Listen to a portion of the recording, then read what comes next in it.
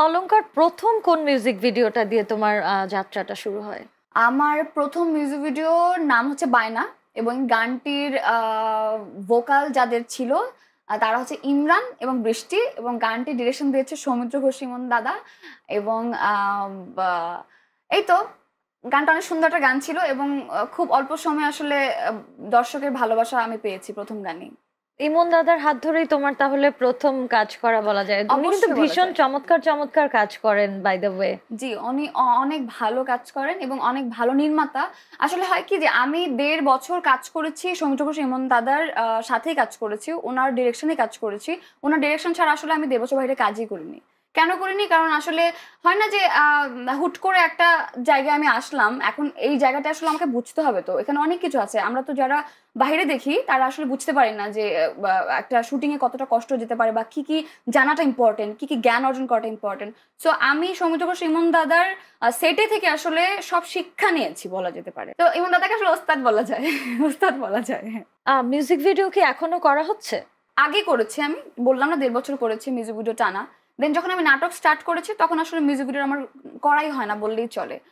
তো এর মধ্যে কিছু কিছু গান যেটা আসলে আমি বেছে নিয়েছি যে না আসলে মাঝে মধ্যে আসলে নিজের এক্সপ্রেশনটা, নিজের ডান্সটা আসলে যদি দেখানো যায় হুট করে একটু ধামাকা আকারে, তাহলে দেখানো যায়। আসলে আমার দর্শকরা তো আমার ডান্সও দেখতে চায়, কারণ নাটকে তো ডান্স দেখানো সম্ভব না। তো ওই সিনেমার জন্য অপেক্ষা করছি, বাট তবুও মাঝে মধ্যে মিউজিক ভিডিও করা হচ্ছে। তোমার তো বেশ জনপ্রিয় কিছু কাজ রয়েছে, তার মধ্যে থেকে পছন্দের যদি একটা গানের এই মুহূর্তে গল্প বলতে বলি, কোনো একটা গল্প। আমি রিসেন্ট একটা গান করেছি পাগলা পাগলি শিরোনামে। গানটা খুবই সুন্দর এবং এই জেনারেশনে প্রতিটা তরুণ তরুণীদের মনের কথা আসলে প্রকাশ করে গানটাতে।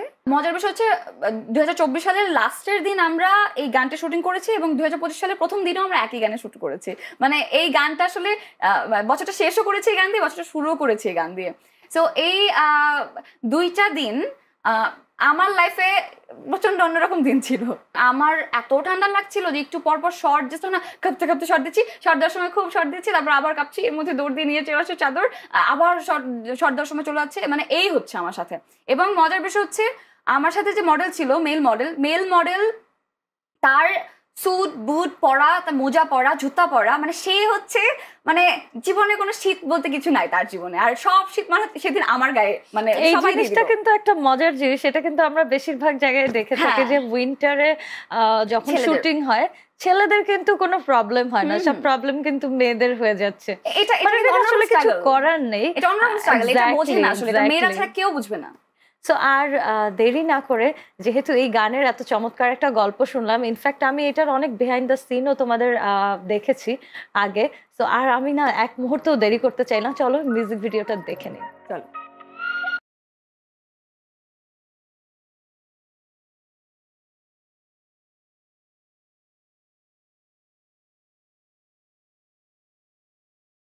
এ পর্যন্ত যতগুলো মিউজিক ভিডিও দেখেছি, this is one of the best, I must say. So আসলে এক্সপেরিয়েন্স তুমি যেটা শেয়ার করছিলে সেটা, এবং পাশাপাশি চমৎকার এই মানে আয়োজন বলা যায়, এটা এক ধরনের মানে জমজমাট আয়োজন ছিল তোমার মিউজিক ভিডিওটার মধ্যে দিয়ে। তো এরপরে আর কি কাজ করেছো ঈদে? ঈদে তো আসলে আমার বেশ কিছু গান রিলিজ হচ্ছে, বেশ কিছু নাটক রিলিজ হচ্ছে। গান যদি বলি, আগুন লাগাই দিল কনে, হাসন রাজার সেই গানটিকে রিমেক করা হয়েছে এবং দুর্দান্ত ভিজুয়ালেশন, এবং এটা দেখে আসলে মানে হয় না যে মনে হবে না যে এটা আসলে কোনো মিউজিক ভিডিওর ভিডিও, মনে হবে যে আসলে কোনো সিনেমার গান। তো আমি ভীষণ রকম অপেক্ষায় আছি, ভীষণ রকম। আসুক।